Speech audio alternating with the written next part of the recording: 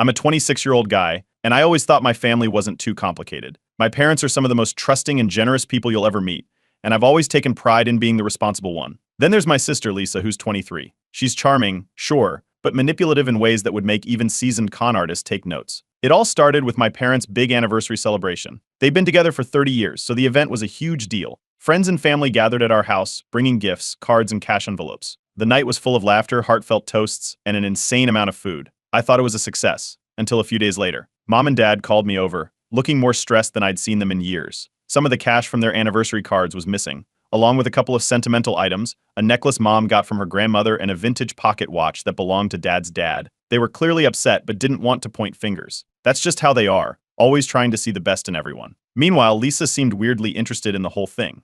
She casually brought up how sad it was during a family group chat. Then, out of nowhere, she started hinting that I might be having financial troubles. She said something like, "I just hope Op isn't feeling overwhelmed with everything lately." It was subtle, but enough to plant a seed of doubt. For context, I've got a steady job that pays well enough. I'm not swimming in money, but I definitely wasn't desperate. It felt like Lisa was trying to paint a narrative before anyone had a chance to think things through. Still, I brushed it off, figuring it was just Lisa being Lisa. Then came the family dinner. Lisa showed up late, which wasn't unusual, but she seemed extra smug. At one point, she excused herself to use the bathroom. When she came back, she had this dramatic look on her face and announced that she'd found something shocking. She pulled out a wad of cash and claimed she'd discovered it in my room. Everyone froze. My parents looked stunned. A few relatives muttered in confusion. Lisa didn't stop there. She started talking about how heartbroken she was to think her own brother could steal from their parents. She even teared up, saying how she'd trusted me, but now she felt betrayed. The whole thing was so over the top that I almost laughed, But the looks on my parents' faces stopped me cold. They were genuinely hurt, and I could tell they didn't know what to believe. I immediately denied it, of course. I hadn't stolen anything, and there was no way Lisa just happened to find the cash in my room. I pointed out how ridiculous it was, but Lisa countered with her fake sincerity, saying she wished it weren't true. A couple of relatives started whispering, and I could feel the tension in the room rising. That's when my cousins stepped in. One of them, who's closer to my age, asked Lisa how she just stumbled upon the cash. They reminded everyone that Lisa had a history of stirring drama and lying when it suited her. Lisa got defensive, insisting she was just trying to do the right thing. My parents suggested we all take a day to calm down and think things through. I agreed, but I made it clear that I wanted proof. If Lisa was going to accuse me, she needed to back it up. That's when Dad mentioned the security cameras outside the house. They'd installed them last year after a neighbor's house was broken into. Lisa visibly tensed up when he brought it up, which was enough to set off alarms in my head. Later that evening, I talked privately to a couple of my cousins who believed me. They'd always known Lisa could be manipulative, so it wasn't hard to convince them I was being framed. One cousin even remembered seeing Lisa acting suspiciously near my parents' bedroom during the party. It wasn't much, but it was a start. At this point, I was determined to clear my name, and if Lisa was behind this, I wanted to expose her in a way she'd never forget. She might have thought she was smart, but I was ready to outsmart her.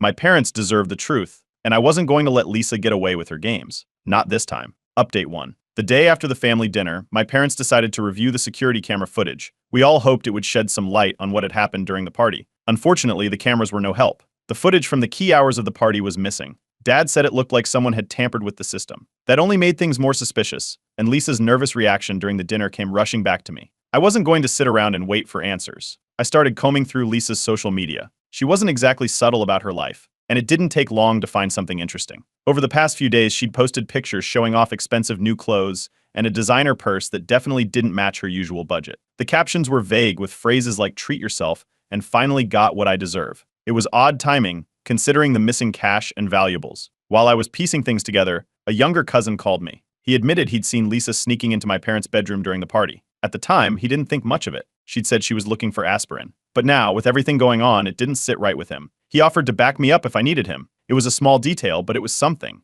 I started compiling everything. Screenshots of Lisa's social media posts, the timeline of when the cash and items went missing, and my cousin's account of what he'd seen. It wasn't a smoking gun, but it was enough to start building a case. My parents, however, were hesitant to take any action. They didn't want to accuse Lisa without solid proof, worried it would push her away. I couldn't blame them, but their hesitation was frustrating. To cover my bases, I reached out to a family friend who's a lawyer. I wanted to know what my options were if this escalated further. He advised me to document everything and be careful about what I said in the family group chat or any conversations involving Lisa. That turned out to be good advice because Lisa wasn't backing down. She started making snarky comments in the group chat, calling out certain people for being untrustworthy and dropping vague hints about the theft. It was clear she was trying to sway the family against me. Then I caught a lucky break. While cleaning up after the dinner, I found one of Lisa's tote bags left by the door. Inside, crumpled at the bottom, were receipts for some of the stolen items. The dates matched the days after the party, and the stores were in the same mall where Lisa had taken selfies earlier that week. When I showed the receipts to my parents, they were shocked. For the first time, they started questioning Lisa's story. Still, they couldn't believe she'd go this far. When confronted,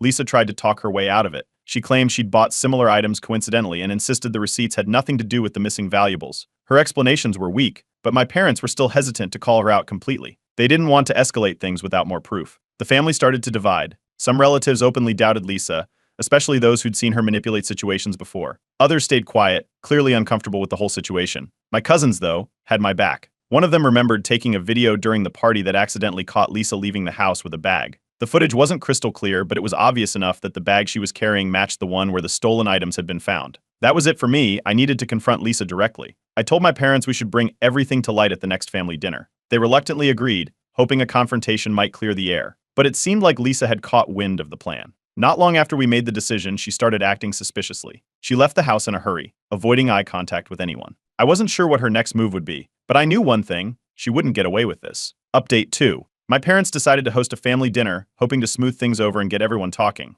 They framed it as a reconciliation dinner, but we all knew the real reason. Lisa had to be confronted, and this was the perfect chance to do it with the whole family present. I stayed calm and prepared, knowing that keeping my composure would be key. Lisa, of course, walked in like nothing was wrong, greeting everyone with her usual charm. As dinner started, Lisa took control of the conversation, making a point to bring up the theft again. She subtly hinted at my supposed financial struggles, painting herself as the concerned sibling trying to protect the family. My parents looked uncomfortable, but they didn't interrupt her. I waited for the right moment, letting her dig herself deeper. When the table fell quiet, I placed the crumpled receipts I'd found on the table. I explained where I'd found them and what they were for, items that matched the description of the stolen goods. The air in the room shifted immediately. Lisa's confident demeanor wavered as she stared at the receipts. Then, without missing a beat, she accused me of planting them in her bag to frame her. Her sudden denial only made things worse for her. One of my cousins, who had been waiting for this moment, pulled out their phone and showed the video they'd taken during the party. It clearly showed Lisa leaving the house with a bag that looked suspiciously like the one the stolen items were later found in. The room went completely silent as everyone watched the footage. My parents looked devastated. Mom turned to Lisa, asking her directly if she had taken the money and the sentimental items. For a moment, Lisa tried to keep up the act, insisting she had nothing to do with it. But the weight of the evidence and the growing frustration from everyone in the room was too much. Under pressure, she finally broke down. She admitted to taking the money and the items but quickly tried to shift the blame. She said she felt pressure to keep up appearances and didn't know what else to do. She even tried to justify it by saying the family wouldn't miss a little money. Her excuses only made things worse. Relatives began expressing their disappointment, and some started openly arguing with her. My parents were heartbroken. They apologized to me in front of everyone, admitting they had doubted me, even if only for a moment. That apology was a relief, but it didn't fix the tension in the room. Lisa, feeling cornered, tried to turn the tables one last time. She accused me of turning the family against her, saying I'd gone out of my way to ruin her reputation. Her accusations didn't hold much weight. My parents stood firm, demanding she repay the stolen money and return the sentimental items. They also made it clear they wouldn't tolerate this kind of behavior again. That's when Lisa played her final card. She threatened to cut ties with the family if they continued to side with me. She said she wouldn't stand for being treated like a criminal and stormed out of the house, slamming the door behind her. The room was left in stunned silence. My parents and relatives exchanged worried looks, unsure of how to repair the damage. I made it clear that I was done with Lisa's antics, unless she was willing to take full accountability for what she'd done. For now, the family was divided, and Lisa's dramatic exit left everyone wondering what her next move would be. Update 3. After storming out of the family dinner, Lisa wasted no time taking her grievances online. She started posting vague, dramatic updates on social media about being betrayed by those closest to her. Her captions were loaded with cryptic statements like, "Some people will do anything to make themselves look good, even at the expense of family, and when the truth comes out, don't act surprised." She didn't name names, but it was obvious who she was talking about. A few mutual friends reached out to me, confused about what was going on. Some even believed her posts, which was frustrating, but I stayed focused. Meanwhile, my parents were struggling. They felt guilty about how the confrontation unfolded and worried they might lose Lisa entirely. Mom tried calling her, but Lisa ignored every attempt. Lisa wasn't done, though. A few days later, a police officer showed up at my door. Lisa had filed a report claiming I'd assaulted her during the family dinner. She alleged I'd shoved her during an argument, causing her to leave the house in fear. The accusation was completely false, but it caught me off guard. The officer asked a few questions and noted my answers. Thankfully, I wasn't alone at the dinner. There were more than a dozen witnesses who could vouch for me, including my parents. I immediately gathered evidence to prove my alibi.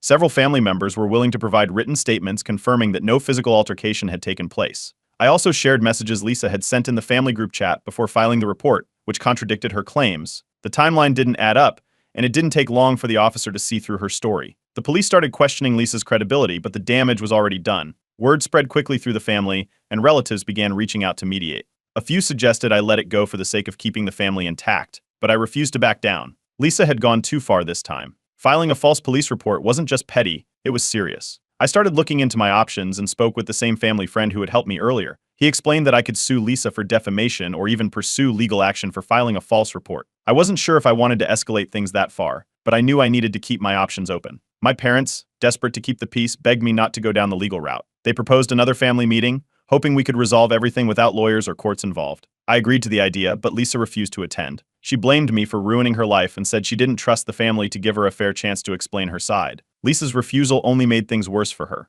While she continued to post dramatic updates online, some of her friends started calling her out. One person commented on her post, asking why her story kept changing. Another friend, who had seen the family group chat, pointed out the inconsistencies in her accusations. Within a few days, Lisa's post backfired. She deactivated her account after losing the support she thought she had. Even with the public drama cooling down, the tension within the family remained high. My parents tried to get Lisa to talk to them, but she avoided their calls. Meanwhile, I prepared more evidence in case she tried anything else. I wasn't going to let her ruin my reputation, and if she pushed me further, I was ready to take action. My parents decided to give the family meeting another shot, inviting everyone again, including Lisa. This time, they didn't sugarcoat the reason for the gathering. They told her outright that it was time to settle things once and for all. To everyone's surprise, Lisa agreed to come, but she didn't give any details about what she planned to say or do. The night of the meeting, everyone was on edge. Lisa showed up late, as usual, and looked ready to start trouble. Whatever she had planned, I knew it wasn't going to be a simple apology. As she walked into the room, all eyes were on her. The stage was set for whatever chaos was about to unfold. Update 4. The family meeting was already tense when Lisa arrived. She came late, as usual, but this time she made an entrance. She burst into the room with an angry energy, immediately drawing all eyes to her. She was dressed sharply, as if she wanted to look as composed as possible,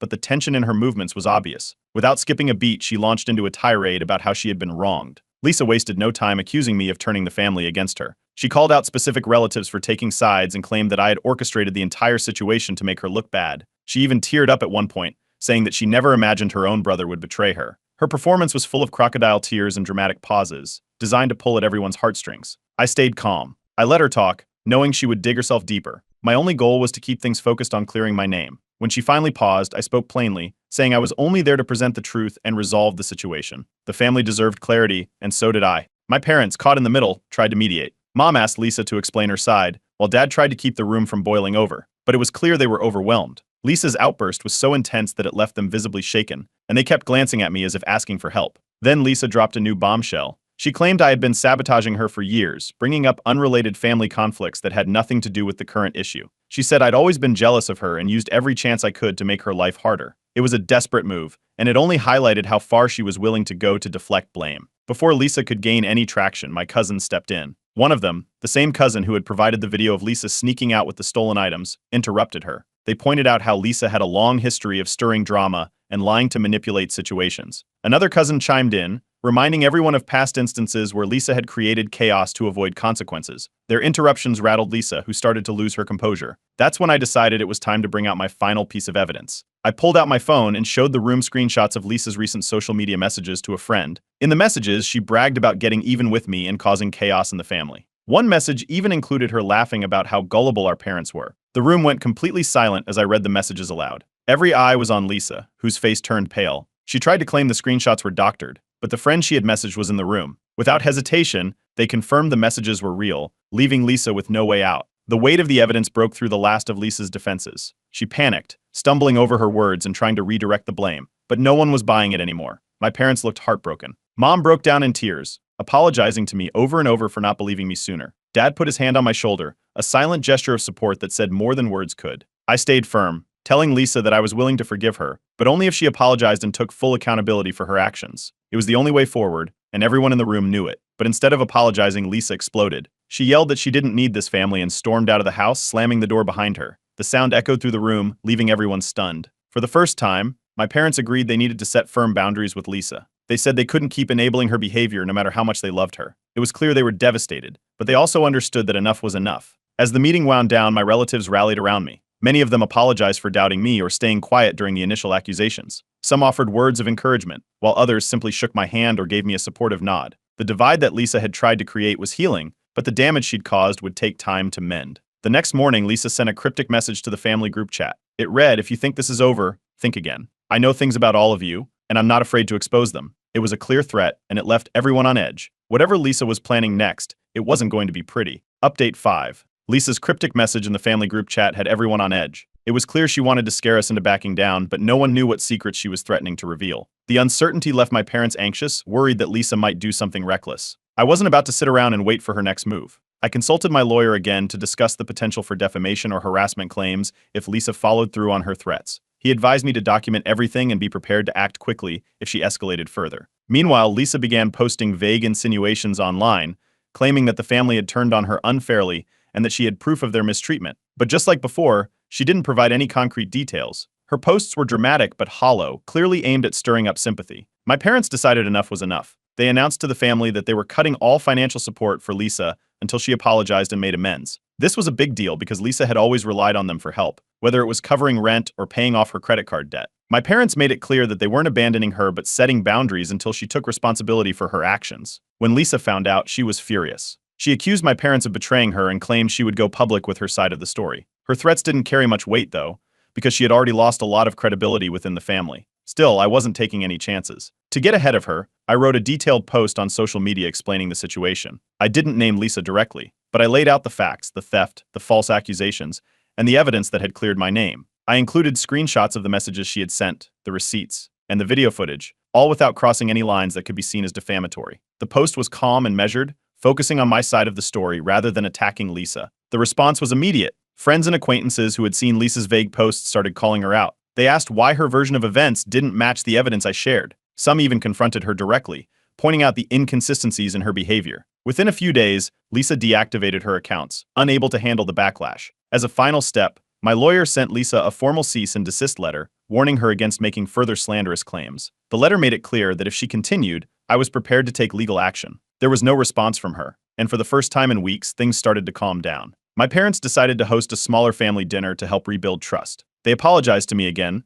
this time in private, for not protecting me earlier. It was clear they felt immense guilt for how things had played out, but they were committed to making it right. The dinner was a chance for everyone to move forward, even if Lisa wasn't part of it. A few days later, Lisa broke her silence. She sent a half-hearted apology in the family group chat, claiming she wanted to move past everything but avoiding any real accountability. She didn't address the theft, the false accusations, or the chaos she had caused. It was more of a plea for things to return to normal without her having to face the consequences. I made my stance clear. I told her I was open to reconciliation, but only if she fully admitted to her actions and repaid the stolen money. There was no response. Instead, Lisa quietly removed herself from the group chat, signaling that she wasn't willing to meet my terms. My parents were heartbroken but acknowledged that her departure might be for the best. They realized they couldn't keep enabling her behavior, and if she refused to change, there was nothing more they could do. It wasn't the resolution anyone had hoped for, but it was the reality we had to accept. For me, the whole ordeal was both exhausting and empowering. I felt relieved knowing I had stood my ground and cleared my name. I focused on rebuilding trust with my parents and strengthening my relationships with the relatives who had supported me. Life slowly returned to normal, and the family began to heal. Months later, Lisa reached out to my parents, claiming she wanted to rebuild the relationship. She didn't contact me directly but asked if they thought I would be willing to talk. They brought it to me, and after some thought, I agreed to a conversation. However, I made it clear that my boundaries would remain firm. Lisa would need to take full accountability before we could move forward. The ball is in her court now. Whether she chooses to take responsibility or not, I've made my peace with the situation. For the first time in a long time, I feel like the chaos Lisa brought into my life no longer has control over me. If she wants to reconcile, it will be on my terms. If not, I'm okay with that too.